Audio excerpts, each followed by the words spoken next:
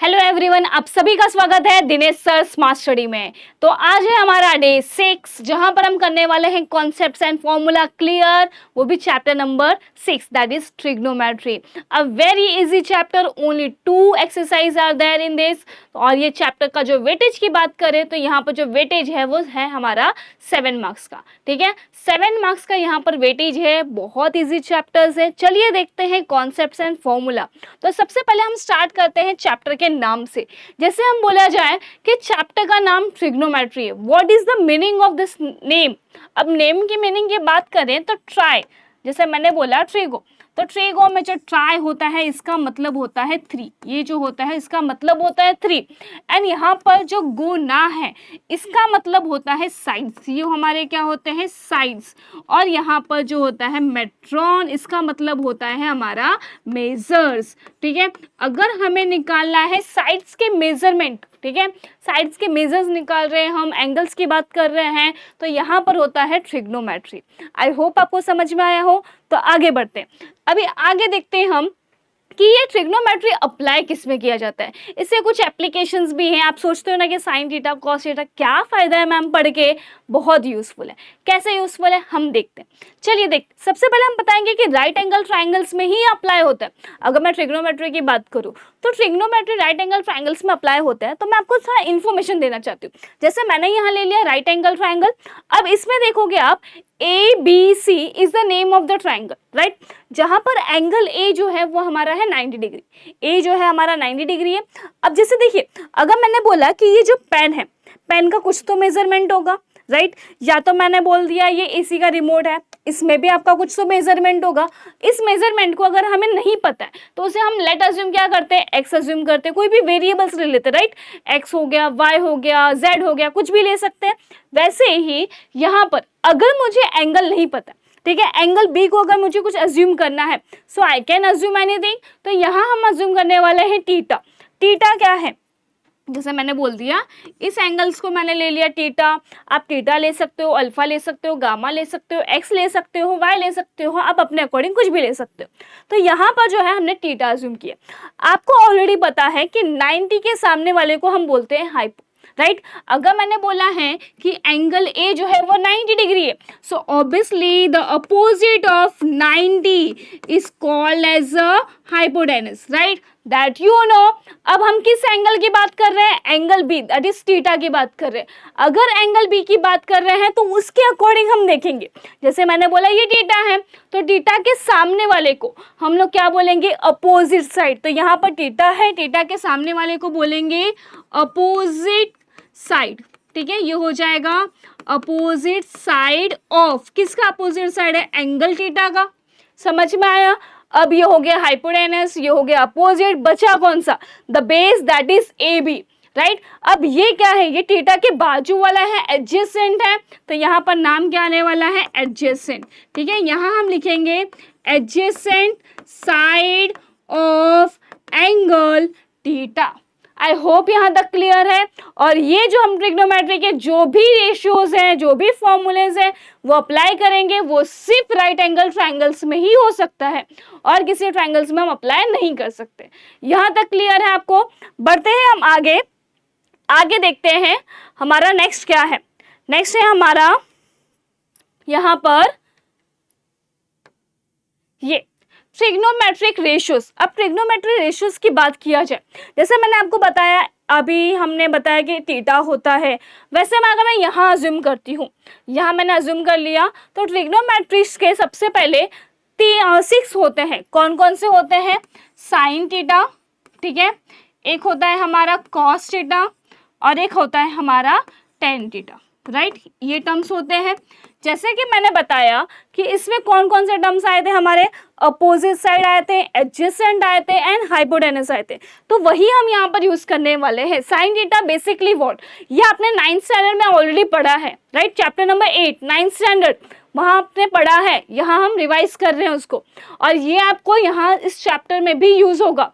Sine theta क्या है हमारा, अपोजिट साइड। तो हम यहाँ क्या लिखेंगे, opposite side of angle theta.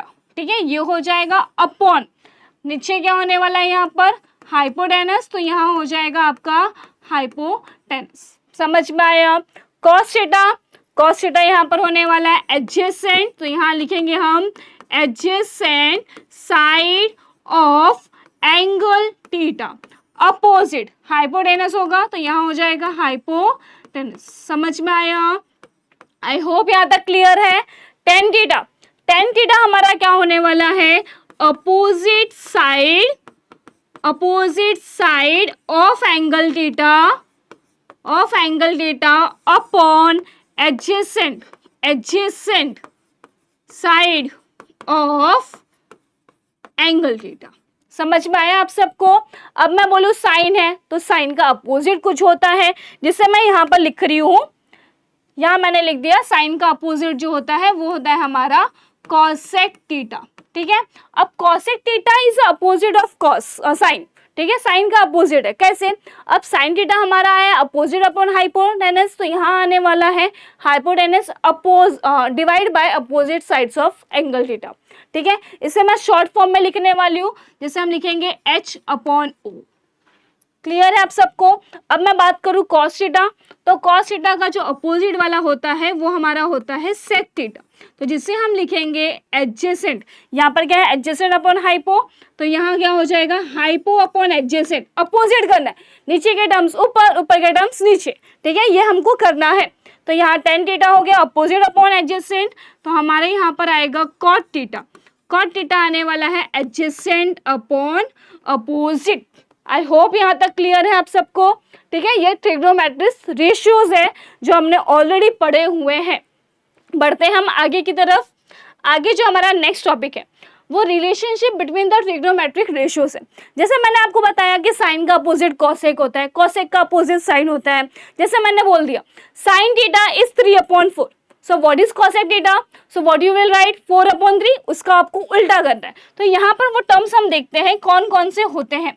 जैसे मैंने बोला साइन थीटा है वो अपोजिट है कॉसेक थीटा का, तो इसे हम ऐसे भी लिख सकते हैं sine theta is equal to 1 cosec theta, या हम ऐसे भी लिख सकते हैं कि कॉसेक थीटा जो होती है that is will be equals to 1 sine theta. ठीक है, इसे लिखने का एक और तरीका है। अब वो कौन सा है? अगर देखिए साइन थीटा यहाँ पर डिवाइड में है ना, यहाँ आया तो क्या हो जाएगा? मल्टीप्लीकेशन, मतलब sine theta cosec theta multiply करेंगे तो यहाँ बचा क्या? सिर्फ 1। तो यहाँ पर हम ऐसे लिख सकते हैं कि sine theta into cosec theta is equals to 1। I hope समझ में आया होगा आपको फर्स्ट लाइन। देखते हैं नेक्स्ट। अभी ये साइन के बारे में हमने देखा था, नेक्स्ट है हमारा cos theta. Cos theta is equals to 1 sec theta. अब इसी को हम कैसे लिख सकते हैं? Sec theta is equals to 1 cos theta, right. इसे हम ऐसे भी लिख सकते हैं कि sec theta into cos theta is equals to 1। समझ में आया आपको? आप कॉस पहले लिखो या सेक पहले लिखो, it doesn't matter, because 3 into 4 और 4 into 3 सेम ही होता है। ठीक है, बढ़ते हैं आगे। नेक्स्ट है हमारा टेन थीटा। मैंने लिखा यहाँ पर tan theta is equals to 1 cot theta. तो यहाँ पर हम ऐसे भी लिख सकते हैं कि जो कॉट थीटा होगा that will be equals to 1 tan theta. Okay, और इसको हम ऐसे भी लिख सकते हैं, 10 यहाँ जाएगा तो मल्टीप्लीकेशन, तो यहाँ लिख सकते हैं हम tan theta into cot theta is equals to 1। I hope यहाँ तक क्लियर है। This is a relation between the trigonometric ratios. ठीक है, ये आपको नोट करके रखना है, बहुत इंपॉर्टेंट है, बिकॉज जब हम प्रूफ वगैरह करते हैं तो ये हम बेसिकली यूज करते हैं उसमें। ठीक है, तो बढ़ते हैं आगे। नेक्स्ट है हमारा the table of values of a trigonometric ratios angle. आपने देखा रहेगा ये टेबल बहुत इंपॉर्टेंट है। क्यों इंपॉर्टेंट है? देखो आपने 6.2 में जब हम क्वेश्चन सॉल्व करते हैं, 6.1 में सॉल्व करते हैं, हमें वैल्यूज याद होनी चाहिए। वैल्यूज किसकी? जैसे मुझे बोला साइन 30 की वैल्यू, आपको कुछ इक्वेशन दे दिया और प्रूफ करो दैट इज इक्वल्स टू 1। आपको वैल्यूज पुट अप करनी पड़ेंगी और सॉल्व करना पड़ेगा, बट वैल्यूज याद नहीं होती। तो आपको मैं ट्रिक बता रही हूँ कि आपको टेबल्स कैसे बनाने हैं। अगर आपको आंसर पेपर्स मिल गए, आपने पीछे पेपर रफ पेज पे आपने बना दिया, फिर आप उसमें से देख सकते हो, राइट। तो वो कैसे बनाना है table, that I am teaching you now. Okay, तो देखते हैं आप। अभी यहाँ पर एंगल्स हम कौन से देख रहे हैं? 0 degree, 30 degree, 45 degree, 60 degree and 90 degree, ये हम यहाँ पर अभी देखने वाले हैं। ठीक है, अब इसमें देखते हैं हम कौन कौन से रहेंगे। फर्स्ट हमने ले लिया साइन जीरो। साइन जीरो कितना होता है? जीरो ही होता है। साइन जीरो कितना होता है? जीरो। तो मैंने यहाँ ले लिया जीरो। अब साइन 30 कितना होता है? 1/2। साइन 45 होता है हमारा 1/√2। साइन 60 होता है हमारा √3/2 एंड साइन 90 होता है आपका 1। आपको फर्स्ट कॉलम याद रखना है। ठीक है, फर्स्ट कॉलम की जो वैल्यू होगी वो आपको याद रखनी है। इसका मतलब क्या है पहले मैं आपको ये बता देती हूँ। जैसे कि समझो आपको कभी बोला जाए कि साइन 30 है, ठीक है, और आपने इसको सॉल्व करना है। सिंपल बस बताना है कि साइन 30 की वैल्यू कितनी है। तो साइन 30 मतलब 30 है, यहाँ पर देखना है 30 डिग्री में। किसकी बात कर रहा है? साइन की बात कर रहा है, तो साइन यहाँ पर है। तो 1/2 है, तो आप लिखोगे 1/2। ओके, आई होप आपको समझ में आया होगा। तो बढ़ते हैं आगे। अगर हमें फर्स्ट रो याद हो गया, जैसे मैंने बोला फर्स्ट रो का ये आपको याद है, तो सेकेंड रो का हम कैसे लिखेंगे? ध्यान देते हैं। क्या हो जाएगा? Cos theta. आपको क्या करना है? अपोजिट करना है। कैसे अपोजिट? यहाँ पर 0 है, यहाँ पर 30, 45, 60, 90। 90 वाले को पहले लिखो। 90 की वैल्यू कितनी है? 1, तो यहाँ हम लिखेंगे 1। ठीक है, देन 60 वाले को लिखो √3/2, तो यहाँ हो जाएगा √3/2। 45 का 45 में ही रहेगा, यहाँ हो जाएगा 60 के, यहाँ पर हम 30 की वैल्यू लाएंगे मतलब 1/2, और यहाँ पर हम लाएंगे 0। आई होप यहाँ तक क्लियर है। It is clear to you. आगे देखते हैं टेन थीटा। अभी हमारे पास एक फॉर्मूला है। कौन सी फॉर्मूले की बात कर रही हूँ मैं? Tan theta. Tan theta is equal to what? Sine theta upon cos theta. ठीक है, ये वैल्यूज होती है, राइट। ये फॉर्मूला है हमारा। Tan theta is equal to sine theta upon cos theta. वही हम यहाँ पर अप्लाई करने वाले हैं। मैं आपको सॉल्व करके बताऊंगी कैसे आ रही है वैल्यू। जैसे मुझे बोला जाए कि आपको निकालना है tan 0, तो आप कैसे निकालोगे? Sign theta upon cos theta, तो यहाँ पर 0/1 0। समझ में आया? नेक्स्ट हमें निकालना है 30। 1/2 डिवाइड बाय √3/2। मैं बताती हूँ सर आपको सॉल्व करके, यहाँ पर यहीं पर बताती हूँ मैं आपको क्या है। 1/2 डिवाइड बाय √3/2। ठीक है, 2 कैंसिल, कितना आया? 1/√3, तो हम यहाँ लिखेंगे 1/√3। समझ में आया? 1/√2 1/√2 कैंसिल हो जाएगा, कितना बचेगा? सिर्फ 1 बचने वाला है यहाँ पर। √3/2, अभी देखो √3/2 डिवाइड बाय 1/2, 2 कैंसिल, तो यहाँ बचने वाला क्या है? √3/1। 1 हम नीचे डिनोमिनेटर में है, लिखे ना लिखे कोई फर्क नहीं पड़ता, तो हम यहाँ पर सिर्फ लिखने वाले हैं √3। समझ में आया? नेक्स्ट आपको देखो क्या दिया? 1/0। 0 का कोई टेबल नहीं होता, इट इज़ नॉट डिफाइंड, तो यहाँ आएगा हमारा नॉट डिफाइंड। समझ में आया आप सबको? It is very simple for you now. ये हो गया हमारा tan थीटा तक। अब आगे देखते हैं। आगे क्या करेंगे? हमने फर्स्ट वाले में क्या किया था? अपोजिट किया था। सेम आप करेंगे। थीटा वहाँ पर है, यहाँ पर लिखिए, ये हो जाएगा थीटा। √3 यहाँ पर है, ये हो जाएगा √3। दिस विल बी 1, ये हो जाएगा आपका 1/√3, और ये 0 यहाँ पर आ जाएगा। It is simple for you. अब सेक थीटा की बात करें। सेक थीटा क्या होता है? कॉस का अपोजिट। अभी देखिए 1 है, तो 1 के नीचे कुछ नहीं है, मतलब 1 ही होगा, तो हम इसको 1 लिख सकते हैं। अब इसका अपोजिट करना है, मतलब क्या है? देखो √3/2 है ना, अपोजिट करना है मुझे, तो ऊपर के टर्म नीचे आ जाएंगे और नीचे के टर्म्स ऊपर हो जाएंगे, तो ये क्या हो जाएगा? 2/√3 होना चाहिए, राइट। तो यही होगा यहाँ पर। देखते हैं, तो ये हो जाएगा हमारा, यहाँ पर होने वाला है हमारा ये 1, ये हो जाएगा हमारा 2/√3। ठीक है, यहाँ देखिए √2/1 है, बस 1/√2 है, तो ये ऊपर हो जाएगा, तो ये हो जाएगा √2। ठीक है, ये हो जाएगा आपका √2। यहाँ होगा 1/2, तो ये ऊपर जाएगा 2 हो जाएगा। 0 है, तो यहाँ पर 0 ही आएगा। क्लियर है? देखो 0/1 है, 0/1 है, 1 ऊपर जाएगा, 0 नीचे आएगा, मतलब ये क्या हो जाएगा? आपका नॉट डिफाइन होने वाला है। क्लियर है? तो यहाँ पर हो जाएगा आपका नॉट डिफाइन। आगे सेम वहाँ से हम यहाँ पर कॉपी करेंगे, तो ये हो जाएगा नॉट डिफाइन 2√2, 2/√3, और यहाँ हो जाएगा आपका 1। आई होप यहाँ तक समझ में आया होगा। It is very simple for you now.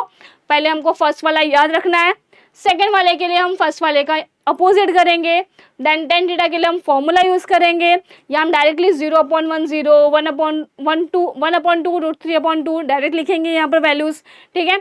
Cosec theta 10 का अपोजिट करेंगे, सेक थीटा 1 कॉस का अपोजिट होता है, तो कॉस के जो नंबर्स होंगे उसको बस ऊपर नीचे करना है, ठीक है। डिनोमिनेटर के टर्म्स न्यूमिनेटर में चले जाएंगे और न्यूमिनेटर्स के टर्म्स डिनोमिनेटर में आ जाएंगे, ठीक है। It is very simple for you now, यहाँ तक आपका हो जाएगा।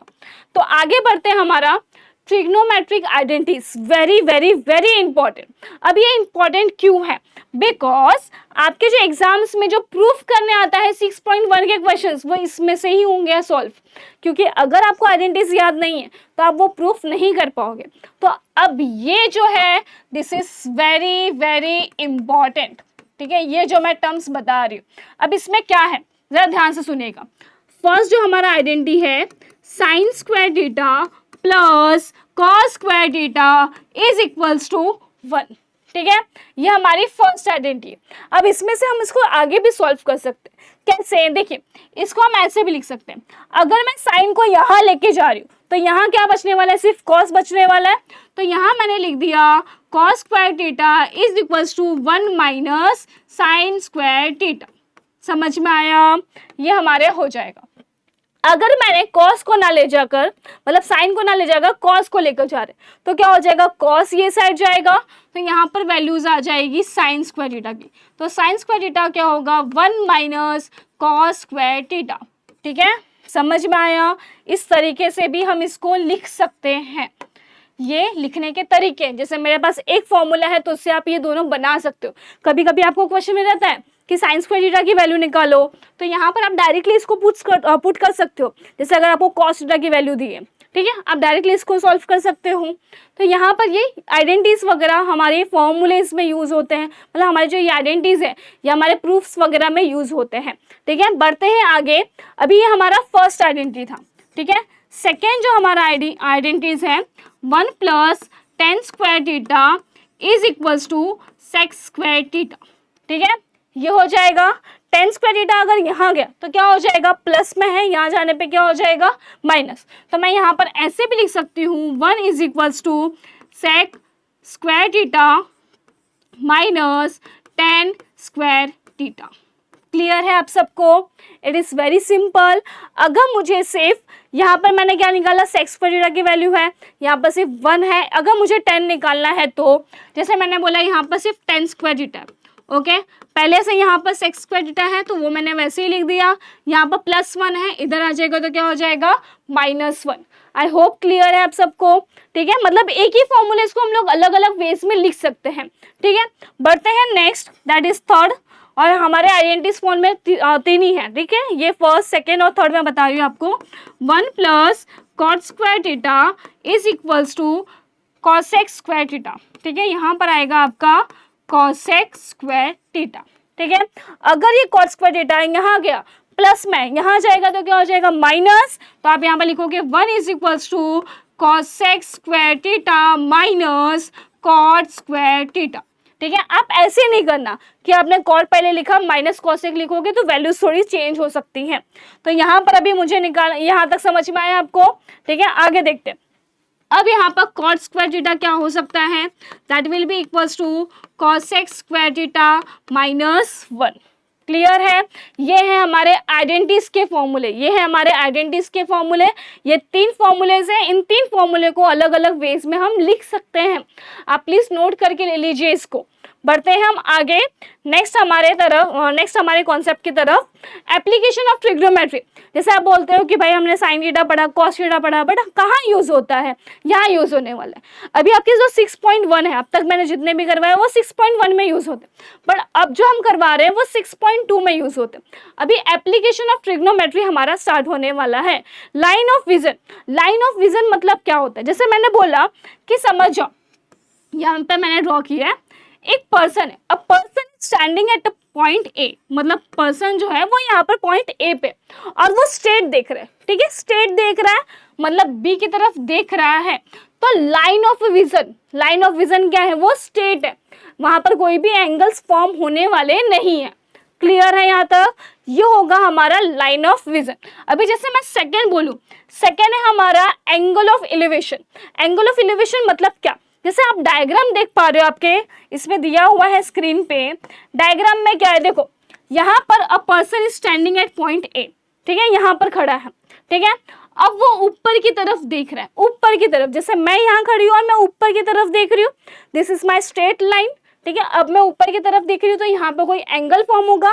तो वैसे ही अ लाइन ऑफ विजन, यहाँ पर हम देख रहे हैं, और ये एंगल ऑफ एलिवेशन हमारे ये वाले जो होंगे एंगल ऑफ एलिवेशन होंगे, ठीक है। और ये जो स्ट्रेट लाइन है ये हमारा क्या है, स्ट्रेट लाइन, और यहाँ पर लाइन ऑफ विजन फॉर्म हो रहे हैं, ठीक है। समझ में आया? यहाँ पर जो एंगल फॉर्म हो रहा है उसे हम बोलेंगे एंगल ऑफ एलिवेशन। अब जैसे कि आपको क्वेश्चन में आए कि अ पर्सन स्टैंडिंग एट बोलते हैं ना, a person standing at point A, ठीक है, और वो बिल्डिंग्स की तरफ देख रहा है, ठीक है, ऊपर की तरफ देख रहा है। तो एंगल ऑफ एलिवेशन कितने फॉर्म हो रहे हैं? अगर डिस्टेंस आपको दिया जाए कि जो बिल्डिंग एंड द पर्सन्स के बीच का जो डिस्टेंस है वो आपको दिया जाए और आपको पूछा जाए एंगल कैसे फाइंड करेंगे आप, तो वो सारी चीज़ें हम यहाँ पर यूज़ करेंगे। वो फॉर्मूलेस जो हमारे होंगे, ये कॉन्सेप्ट हम वहाँ पर यूज़ करने वाले हैं ये फाइंड करने के लिए। क्लियर है? नेक्स्ट हम बढ़ते हैं द लास्ट टॉपिक। जैसे हमने एंगल ऑफ एलिवेशन पढ़ा, वैसे हमारा होता है angle of depression. Angle of depression मतलब क्या? जैसे अब मैंने बोला कि मैं यहाँ खड़ी हूँ और ये मेरा स्ट्रेट लाइन है, अब मैं नीचे की तरफ देख रही हूँ, तो यहाँ पर जो फॉर्म होगा that is angle of depression, ठीक है। जैसे कि आप डायग्राम में देख सकते हो, अ लाइन ऑफ विजन मतलब इस डायरेक्शन में वो देख रहे हैं, और यहाँ पर पर्सन खड़ा है, मतलब पॉइंट ए पे है पर्सन, और वो नीचे की तरफ देख रहे हैं, तो एंगल ऑफ एलिवेशन यहाँ पर, एंगल ऑफ डिप्रेशन यहाँ पर फॉर्म होगा। इसका एक एग्जाम्पल मैं अगर बताऊँ, for example a person at standing at a building के जो एकदम टॉप पे है ना, वहाँ खड़ा है, ठीक है, और वो नीचे की तरफ देख रहा है, तो वहाँ पर एंगल ऑफ डिप्रेशन कितना फॉर्म हो रहा है वो आपको फाइंड करने बोला जाए। बिल्डिंग की हाइट दी है, distance between the person and the building is given, आपको बोला जाए एंगल ऑफ जो डिप्रेशन हो रहा है वो फाइंड करना है। So that time you can use this concept, ठीक है। ये कॉन्सेप्ट का यूज करके हम कुछ ट्रिग्नोमेट्रिक रेशियोज लगाएंगे और वहाँ से हम फाइंड करेंगे वैल्यूज, ठीक है। समझ में आया? ये था यहाँ तक आज का चैप्टर नंबर 6 के कॉन्सेप्ट। अब नेक्स्ट टाइम हम मिलेंगे चैप्टर नंबर 7 के साथ, जहाँ पर हम क्लियर करेंगे कॉन्सेप्ट्स एंड फॉर्मूलाज, ठीक है। तो नेक्स्ट टाइम मिलेंगे, और इस चैनल पे जो भी वीडियोस आ रहे हैं, इंपॉर्टेंट क्वेश्चंस की सीरीज हमने स्टार्ट की है, वो भी काफ़ी इंपॉर्टेंट है। साथ में साइंस के 1 शॉट्स वीडियोस भी आ रहे हैं, तो आप दोनों ही देखिए। अपने बोर्ड्स की प्रिपरेशन अच्छी तरीके से आप कर सकते हैं इस चैनल से, Dinesh sir smart study channel से। तो वीडियो अगर पसंद आया हो तो लाइक करें एंड चैनल को सब्सक्राइब करें। Thank you.